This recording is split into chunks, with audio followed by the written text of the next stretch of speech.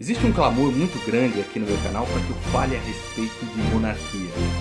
Você imagina se o Brasil tivesse um rei, se nós fôssemos um império, tivéssemos um imperador, como seriam as coisas? Tem até um camarada que todas as vezes ele fala assim, comenta aqui no meu canal, fala a respeito da monarquia, você precisa falar da monarquia, fala da monarquia, fala da monarquia. Um negócio até meio engraçado. Como seria se nós tivéssemos um rei, um império? Fala a verdade.